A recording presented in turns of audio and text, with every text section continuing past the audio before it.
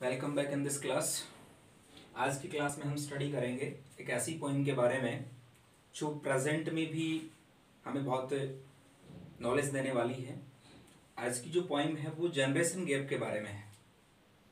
हालांकि ये पोइम काफ़ी टाइम पहले लिखी गई थी एलिजाबेथ जेनिंग्स के द्वारा, फादर टू सन नाम की जो पोइम है, लेकिन ये जो जनरेशन गैप है ये आज भी हमारी सोसाइटी में विद्यमान है, सोसाइटी में अवेलेबल है।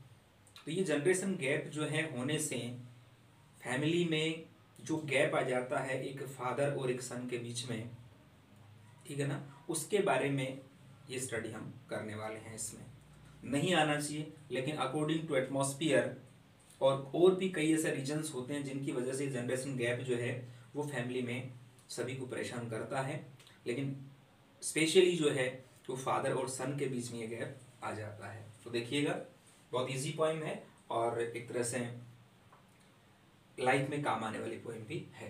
देखिएगा, I do not understand this child. एक फादर जो है वो अपने बेटे के लिए कहता है कि मैं इस बच्चे को नहीं समझता। मतलब ये बच्चा जो है, इसकी जो आदत मान लो या इसका जो नेचर है वो मेरे समझ में नहीं आ रहा है। पता नहीं क्यों समझ में नहीं आ रहा है। मेरे साथ रहते रहते काफ़ी टाइम हो गया इसको, लेकिन मैं इसको समझ नहीं पाता। ठीक है ना। तो यहाँ क्या बोल रहा है कि आई डू नॉट अंडरस्टैंड, मैं समझ नहीं पाता हूँ दिस चाइल्ड, इस बच्चे को मैं समझ नहीं पाता हूँ। दो यद्यपि we have lived together now, हम साथ साथ रहे हैं या हम साथ साथ रहते हैं। इस बच्चे को समझ नहीं पाता हूँ, हम साथ साथ रहे हैं और फिलहाल भी हम साथ साथ रहते हैं, लेकिन इस बच्चे को मैं समझ नहीं पाता हूँ। Okay, in the same house, एक ही घर में, और वो भी कई सालों से जो है मैं रह रहा हूँ एक ही घर में, लेकिन इस बच्चे को, मतलब मेरे खुद के बच्चे को जो है मैं समझ नहीं पा रहा हूँ या समझ नहीं पाता हूँ। नेक्स्ट लाइन में क्या है देखिएगा, I know nothing of him, मैं उसके बारे में कुछ नहीं जानता। ये बच्चा क्या करता है क्या नहीं करता है मैं इसके बारे में कुछ नहीं जानता। तो ये एक बहुत बड़ी प्रॉब्लम है कि एक ही फैमिली में, एक ही जगह, एक ही छत के नीचे रहने वाले फैमिली मेंबर्स एक दूसरे को पहचान नहीं पाते, एक दूसरे की फीलिंग्स को समझ नहीं पाते। तो इसको क्या बोला जाता है? इसको जनरेशन गैप ही बोला जाता है। ठीक है ना। यहाँ मान लो फादर और सन एक छत के नीचे रह रहे हैं और वो अपने बच्चे को समझ नहीं पा रहा है, इट मीन्स ये जनरेशन गैप है। Okay, so try to build up a relationship from how he was when small. ये कहता है कि मैं क्या करता हूँ, so try to build up, मैं कोशिश करता हूँ क्या बनाने की, रिलेशनशिप, एक ऐसा संबंध मैं बनाने की कोशिश करता हूँ from how he was when small, जब वो छोटा बच्चा था तो कैसा था, वही रिलेशनशिप मैं आज भी बनाना चाहता हूँ, लेकिन वो रिलेशनशिप जो है वो बन नहीं पा रही है। तो एक यहाँ पर एक पिता जो है, एक फादर जो है, उस फादर की एक व्यथा कह सकते हैं, एक फादर का दुख कह सकते हैं जो यहाँ वो बयां कर रहा है। पिता और पुत्र के बीच में ये जो गैप आया है, इस गैप की वजह से इसके जो पिताजी हैं वो बहुत ज़्यादा पजल्ड हैं, बहुत ज़्यादा परेशान हैं।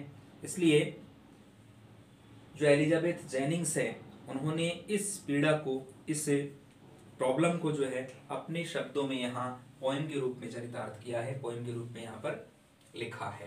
तो फादर क्या कह रहे हैं, so try to build up, मैं कोशिश करता हूँ, क्या करता हूँ, अब a relationship, to build up a relationship, एक रिलेशनशिप जो एक संबंध जो है मैं बनाने की कोशिश करता हूँ from how he was when small, जब वो छोटा था तो किस प्रकार का था, कितना हमारे बीच में प्रेम था, कितना हमारे बीच में इंटीमेसी थी। ठीक है ना, वही रिलेशनशिप मैं अब चाहता हूँ।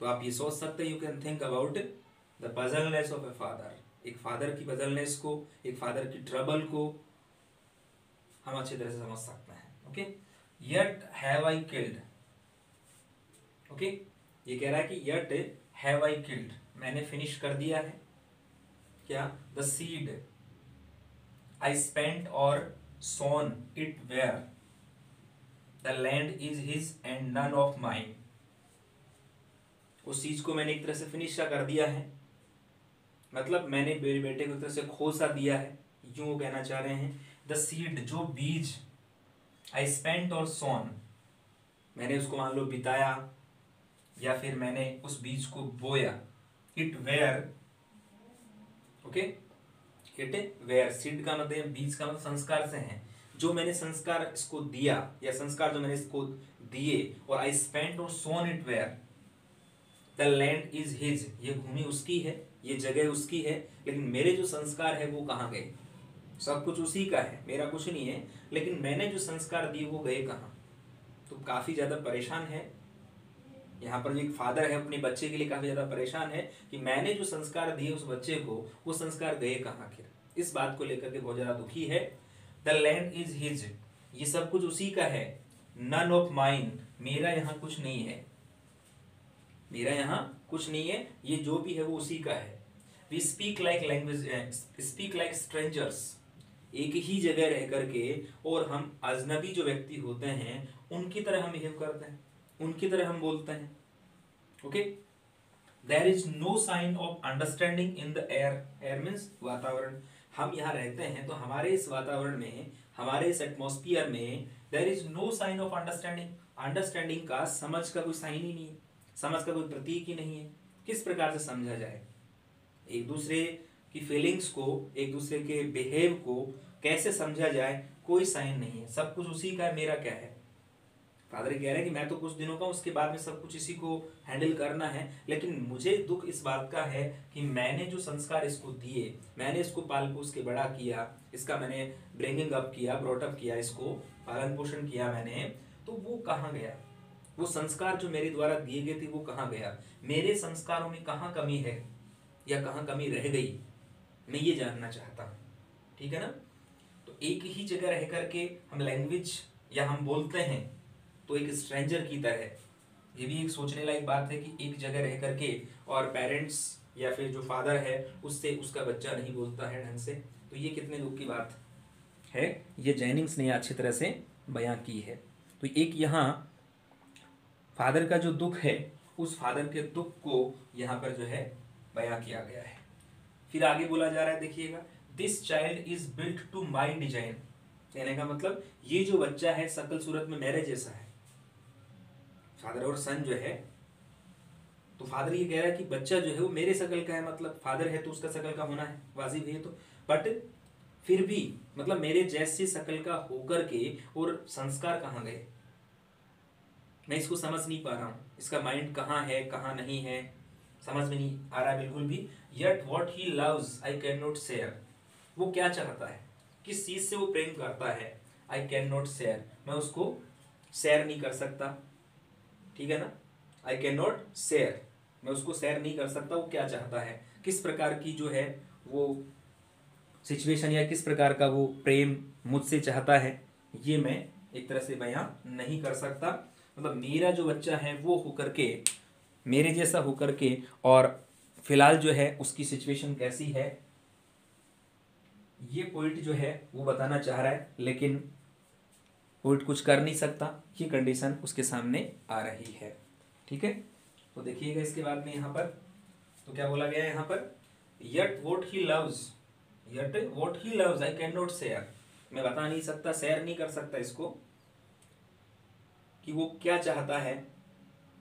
यट वॉट ही लव्स, किस चीज से वो प्रेम करता है, ये मैं बता नहीं सकता। तो काफी ज्यादा जो है फादर यहाँ पर परेशान है अपने बच्चे को लेकर के, बहुत ज्यादा वो परेशान है।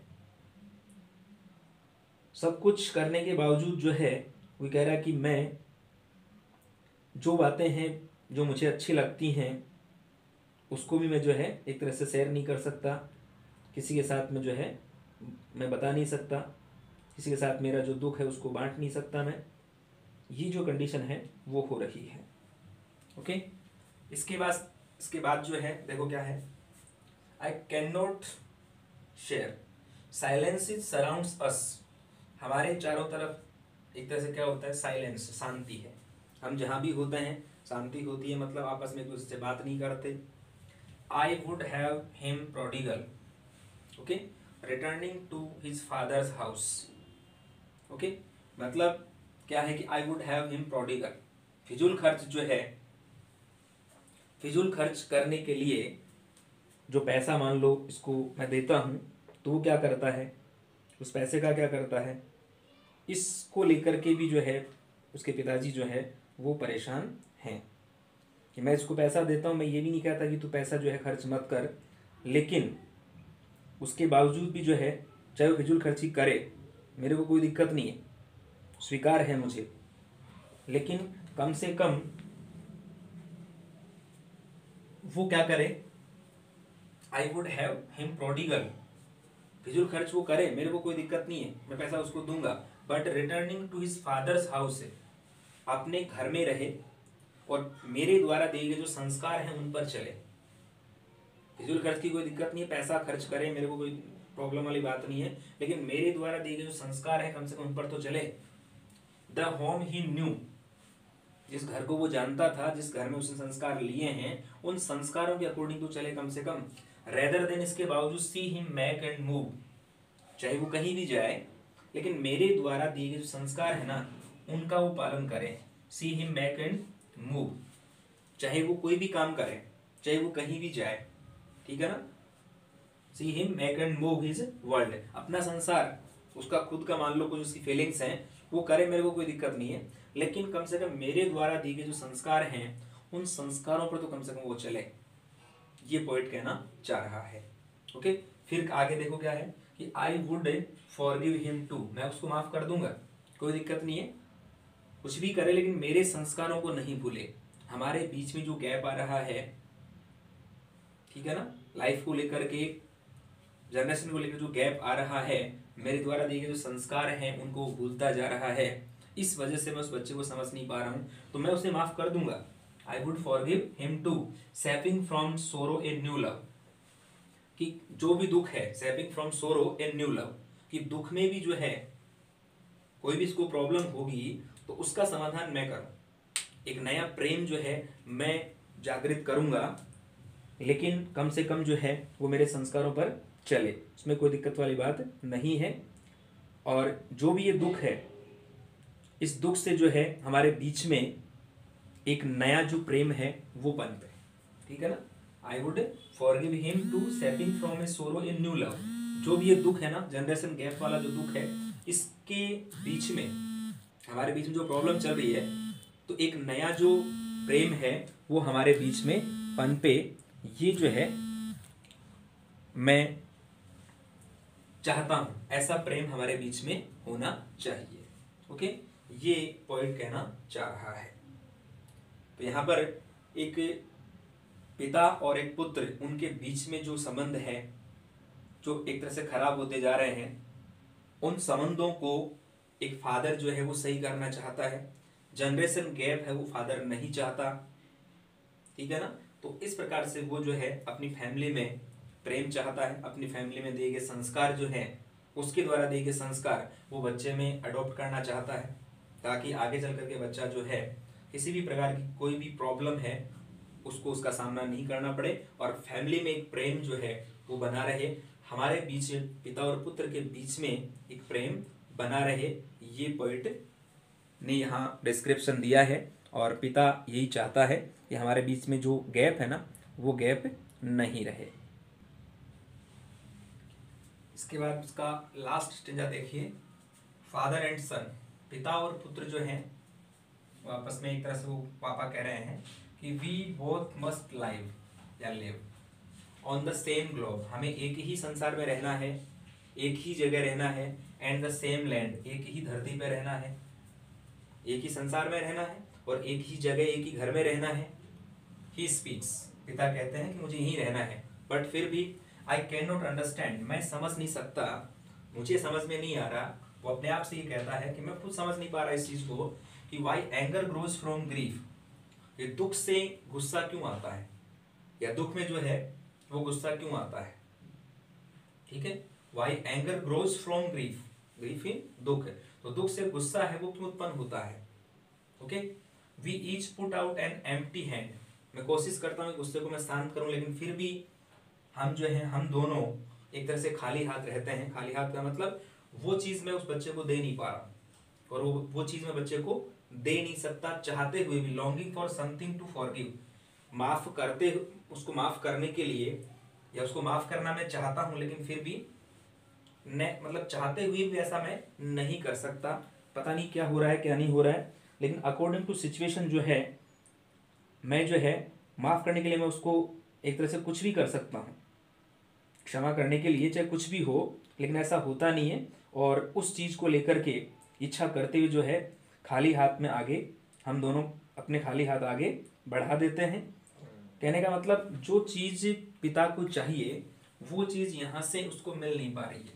कहने का मतलब ये है, एक बार दोबारा देखिए इसको। Father and son we both must live on the same globe, एक ही ग्लोब पे, एक ही संसार में, एक ही जगह हमें रहना है। एंड द सेम लैंड, एक ही संसार में, एक ही जगह हमें जो है, एक धरती पर हमें रहना है। ही स्पीक्स, वो कहता है, आई कैन नॉट अंडरस्टैंड, मैं समझ नहीं सकता। वो खुद कहता है, why anger grows from grief, दुख से एक तरह से गुस्सा क्यों आता है, या दुख से जो है गुस्सा क्यों उत्पन्न होता है। We each put out an empty hand, दोनों खाली हाथ रह जाते हैं चाहते हुए भी, फॉर समथिंग टू फॉरगिव, कि किस चीज़ के लिए मैं उसे माफ़ करूं, लेकिन फिर भी जो है हम खाली हाथ रह जाते हैं। मन से ये, माइंड से ये निकलता नहीं है कि इस बच्चे को मैं समझ नहीं पा रहा हूँ, इसमें हो क्या रहा है, इस बच्चे के माइंड में चल क्या रहा है। ये एक पिता जो है, एक फादर जो है, उसकी एक ये व्यथा मान लो, उसका एक दुख मान लो, जो अपने पुत्र के प्रति बहुत ज़्यादा वो परेशान है, क्योंकि उसको वो संस्कार नहीं मिल पा रहे हैं, या वो संस्कार वो दे नहीं पा रहा है उसको। इस चीज़ को लेकर के वो एक तरह से कसम है कि आखिर मेरी क्या गलती है इसमें, ये बच्चा इस प्रकार से साइड में जा रहा है, या मेरे संस्कार इसके माइंड में जो है सेटअप नहीं हो रहे हैं। तो ये एक बहुत ज़्यादा परेशान करने वाली बात है इस पोएम में, एक जनरेशन गैप वाली बात है कि फादर जो है वो अपने बच्चे के लिए परेशान है, अपने दिए के संस्कार जो हैं उनसे वो एक तरह से खुद को शर्मिंदगी महसूस उसको हो रही है कि मैंने क्या इसको ऐसे संस्कार नहीं दिए जिनकी वजह से आज जो है मैं इस बच्चे को संभाल नहीं पा रहा हूँ, या इस बच्चे को जो है मैं वो चीज़ें दे नहीं पा रहा हूँ। तो हमारे बीच में यहाँ पर जो है ये साइलेंस रहता है। बहुत इजी पोएम है। थोड़ा सा इसमें हम टेंसेस के बारे में और देख लेते हैं। तो देखो यहाँ से, द सीड, सीड का संस्कार है आई स्पेंट। अब यहाँ पर ये प्रेजेंट टेंस हो गया, पास्ट टेंस हो गया, स्पेंड होता है प्रेजेंट, तो ये सेकंड फॉर्म आ गई है, तो पास्ट सिंपल हो गया। इसके बाद में वी स्पीक, हम बोलते हैं, तो प्रेजेंट सिंपल हो गया। यहाँ पर प्लूरल सब्जेक्ट के साथ में कौन सी फॉर्म आई है, फर्स्ट फॉर्म आई है। ओके, इसके जस्ट बाद में इज, यहाँ पर इज का जो यूज है मैन वर्ब के रूप में है, मैन वर्ब के रूप में इसका यूज है। यदि हेल्पिंग वर्ब होता तो इसके जस्ट बाद में this child is built to my design. देखो यहाँ पर वैसे सिंगल आए तो मैन वर्ब के रूप में, इसके जस्ट बाद में फॉर्म है। दोनों चीजें मैं आपको बता रहा हूँ। यदि इसके बाद में यदि कोई फॉर्म नहीं होती है ना, तब तो ये मैन वर्ब के रूप में होती है, बट यहाँ पर ये क्या है, हेल्पिंग वर्ब के रूप में है, क्योंकि यहाँ पर ये थर्ड फॉर्म दी हुई है, तो एज ए पैसिव वॉइस के रूप में इसका मीनिंग यहाँ पर निकल रहा है। फिर इसके बाद में देखो, it he loves, loves means प्रेम करना या प्रेम करता है, ठीक है। तो यहाँ पे फिर से प्रेजेंट सिंपल टेंस आ रहा है, और कैन नॉट ये प्रेजेंट का ही कैन है, प्रेजेंट के रूप में यहाँ नेगेटिव सेंस में दिखाई दे रहा है। उसके जस्ट बाद में यहाँ पर साउंड्स, मतलब प्रेजेंट सिंपल टेंस है यहाँ पर, और इसके जस्ट बाद में जो है यहाँ पर पास्ट सिंपल है, ही न्यू, सेकंड फॉर्म आ रही है नो की। तो इस प्रकार से इसमें जो प्रेजेंट टेंस भी है और पास्ट टेंस भी है, और यहाँ पर देखो प्रेजेंट सिंपल है, तो प्रेजेंट सिंपल का यूज इसमें थोड़ा सा ज़्यादा देखने को मिला है। देखो यहाँ भी प्रेजेंट सिंपल हो गया, सराउंड्स में प्रेजेंट सिंपल है, लव्स में प्रेजेंट सिंपल है, और कैन नॉट अंडरस्टैंड जो शुरू में आया था उसमें भी प्रेजेंट सिंपल है। तो इसके लिए एक जो रूल है वो मैंने पहले ही बताया था आपको, और अगर आपको याद है तो ठीक है, वरना मैं आपको दोबारा बता देता हूँ कि यदि किसी वर्ब के एंड में, किसी भी वर्ब के एंड में S, S H, C H, O, X, Z और डबल एस, ये यदि किसी वर्ब के एंड में इनमें से कोई भी लेटर अगर आता है, कोई भी लेटर आ सकता है, तो और दूसरी बात उस वर्ब के साथ में, या वो वर्ब जो है वो किसी सिंगुलर सब्जेक्ट के साथ में होनी चाहिए, ठीक है। तो यहाँ पर हम फिर क्या जोड़ते हैं, उस वर्ब के साथ में ईएस का यूज करते हैं।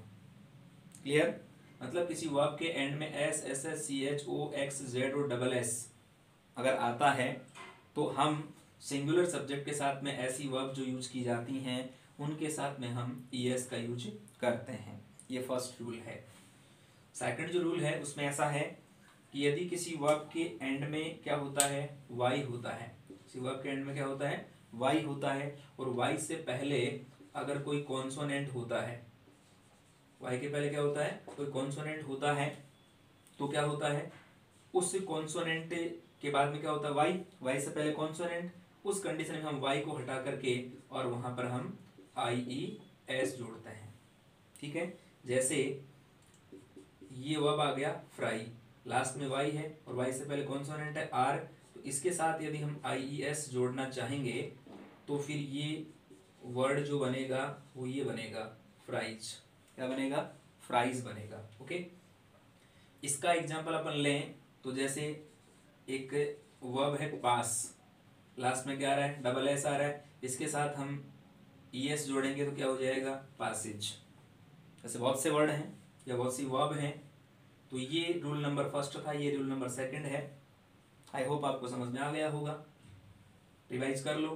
किसी वर्ब के एंड में S, S S, C H, O, X, Z, double S, इनमें से कोई भी लेटर आता है तो उस वर्ब के साथ में हम ई एस यूज करते हैं। ओके, सेकंड रूल में क्या है, किसी वर्ब के एंड में वाई और वाई से पहले यदि कोई कॉन्सोनेंट आता है तब उस वर्ब के साथ में हम आई एस जोड़ते हैं तो वाई हट जाता है। ओके, जैसे फ्राई में लास्ट में वाई था, वाई से पहले कॉन्सोनेंट था आर, और इसके जस्ट बाद में आई एस जोड़ा हमने इसमें, तो ये वाई हट करके एफ आर आई ई एस बन गया। ओके, अब बात करते हैं एस की। तीसरा रूल एस वाला है। तो रिमेनिंग जो भी वर्ब्स हैं जो सिंगुलर सब्जेक्ट के साथ में यूज की जाती हैं इनके अलावा, उनके साथ में हम एस जोड़ते हैं। तो ध्यान रखने की बात यह है कि एस, ई एस और आई ई एस का जो रूल है वो सिंगुलर सब्जेक्ट के साथ में जो जो वर्ब यूज में ली जाती हैं या आती हैं उनके साथ ही हम एस, ई एस और आई ई एस का यूज करते हैं। प्लूरल सब्जेक्ट के साथ में केवल और केवल क्या आता है, प्रेजेंट सिंपल में वर्ब की फर्स्ट फॉर्म ही आती है। ये ध्यान रखने की बात है। प्रेजेंट सिंपल में सिंपल सेंटेंस में वर्ब की फर्स्ट फॉर्म ही यूज की जाती है, किसके साथ में, प्लूरल जो सब्जेक्ट्स होते हैं उनके साथ में। और यदि हम प्रेजेंट सिंपल में नेगेटिव सेंटेंस बनाना चाहें तो हेल्पिंग वर्ब जो है वो इसमें दो होती हैं, डू और डज। कौन कौन सी होती हैं, डू और डज। तो ये डू और डज जो है ये इंट्रोगेटिव सेंटेंस और नेगेटिव सेंटेंस दोनों प्रकार के सेंटेंस बनाने के लिए हम इन हेल्पिंग वर्ब्स का यूज करते हैं। सिंगुलर सब्जेक्ट जो होते हैं उनके साथ में तो डज का यूज किया जाता है, साथ में हम यहाँ पर जो है नोट का यूज कर देते हैं, इसके साथ में नोट का यूज कर देते हैं, नेगेटिव सेंटेंस बनाते हैं तब। तो सिंगुलर सब्जेक्ट के साथ में डज प्लस नोट और वर्ब की फर्स्ट फॉर्म, प्लूरल के साथ में डू प्लस नोट वर्ब की फर्स्ट फॉर्म, और फर्स्ट पर्सन सिंगुलर आई जो होता है उसके साथ में भी हम डू का यूज ही करते हैं। ठीक है, ये बात तो रही प्रेजेंट सिंपल की। ओके, इसके जस्ट बाद में हम थोड़ा सा इसमें पास्ट सिंपल टेंस भी आया है, तो पास्ट सिंपल की भी थोड़ी सी इसमें बात कर लेते हैं। इसके बाद आपको अच्छी तरह समझ में आ जाएगा कि यहाँ पर टेंसेस का यूज कैसे किया जाता है, इस टेंस में जो है कौन कौन से रूल होते हैं और कैसे इसका यूज किया जाता है। ठीक है, ये देखिएगा पास्ट सिंपल जो होता है उसके अंदर वर्ब की सेकंड फॉर्म का यूज होता है। सिंपल जो सेंटेंस होता है उसमें वर्ब की फर्स्ट फॉर्म, वर्ब की सेकंड फॉर्म का यूज होता है, और इंट्रोगेटिव और नेगेटिव उनमें वर्ब की फर्स्ट फॉर्म का यूज होता है। जैसे यहाँ पर मान लो सेंटेंस था आई स्पोक, तो फर्स्ट फॉर्म ये फर्स्ट पर्सन सिंगुलर हो गया और ये वर्ब की कौन सी फॉर्म हो गई, सेकंड फॉर्म। ओके, यदि सेंटेंस को हम नेगेटिव बनाना चाहें तो नेगेटिव सेंटेंस बनाने के लिए I did not speak. Okay, तो यहाँ पर did helping verb, not negative sense के लिए हो गया, और यहाँ पर वर्ब की फर्स्ट फॉर्म आ गई। ये सेंटेंस क्या सिंगुलर था, सॉरी सिंपल सेंटेंस था ये, और सिंपल सेंटेंस में फर्स्ट पर्सन सिंगुलर ये था आई, इसके साथ क्या लगा, वर्ब की सेकंड फॉर्म।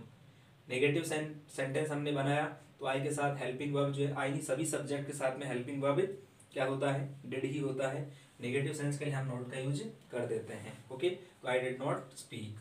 यदि हम इंट्रोगेटिव सेंटेंस बनाना चाहें तो ये जो हेल्पिंग वर्ब है ये सेंटेंस में फर्स्ट में आ जाएगी, डिड आई स्पीक, ऐसे हो जाएगा। Okay, did I speak. यदि हम इसको WH वर्ड से बनाना चाहें तो ये हो जाएगा why did I speak. Okay, ऐसे हो जाएगा ये। यदि इसी को हम इंट्रोगेटिव नेगेटिव बनाना चाहें तो एक सेंटेंस तो ये बन जाएगा, did I not speak, did I not speak. यहाँ नोट नहीं था, ये इंट्रोगेटिव नेगेटिव है हेल्पिंग वर्ब से। ओके, और यदि WH वर्ड से हम बनाना चाहें तो हमारा सेंटेंस क्या बनेगा, why did I not speak. Okay, या वाई डिडंट आई स्पीक, ऐसे भी हो सकता है। तो इस प्रकार से अलग अलग सेंटेंसेस में जो है सेंटेंस का जो फ्रेमिंग होता है या सेंटेंस का जो स्ट्रक्चर होता है वो अलग अलग हो जाता है, बट टोटल जो स्ट्रक्चर होते हैं वो केवल फर्स्ट जो सेंटेंस होता है, सिंपल सेंटेंस कह सकते हैं या पॉजिटिव कह सकते हैं, ठीक है ना, उसके अकॉर्डिंग ही सारे के सारे जो स्ट्रक्चर हैं वो बनते हैं। यदि फर्स्ट सेंटेंस से समझ में आ जाता है तो उसके बाद आगे है वो कोई दिक्कत नहीं आती, और फर्स्ट सेंटेंस यदि समझ में नहीं आया तो नेक्स्ट वाले जो सेंटेंस है वो नहीं बनते हैं।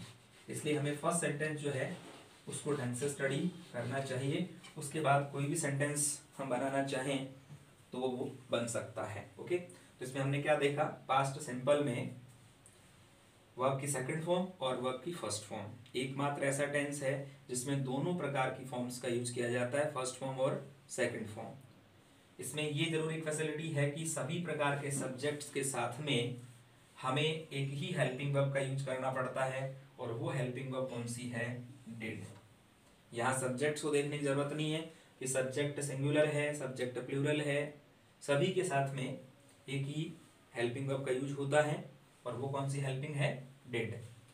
और सिंपल सेंटेंस में तो सभी सब्जेक्ट के साथ में वर्ब की सेकंड फॉर्म का यूज किया जाता है, तो प्रॉब्लम यही आती है।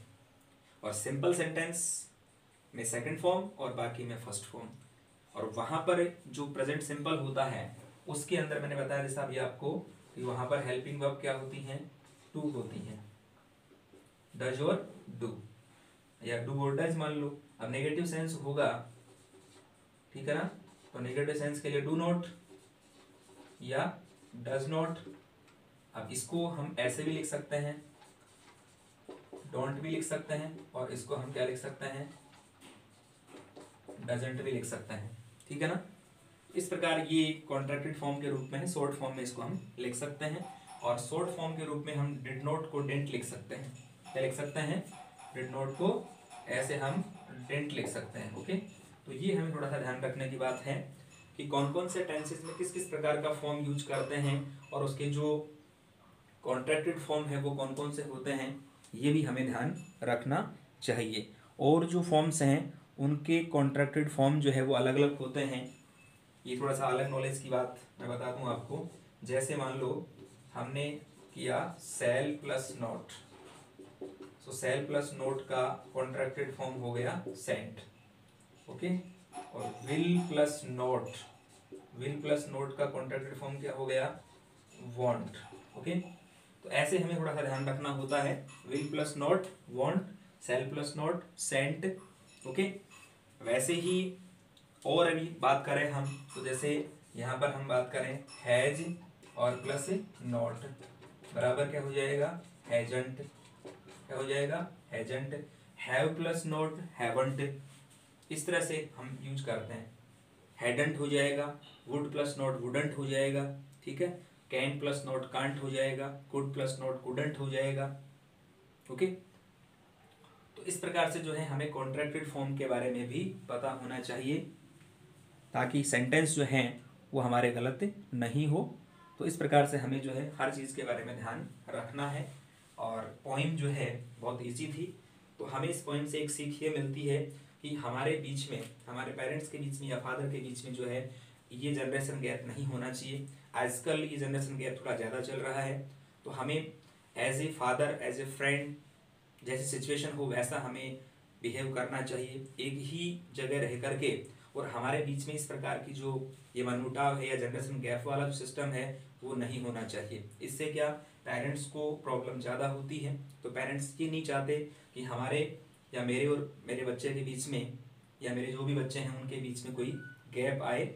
इस प्रकार का कोई भी माहौल कोई भी पेरेंट जो है वो नहीं चाहता। ओके, तो आई होप ये आप समझ गए अच्छी तरह से। तो आप जनरेशन गैप वाला सिस्टम उसको लाइफ में नहीं अपनाएंगे।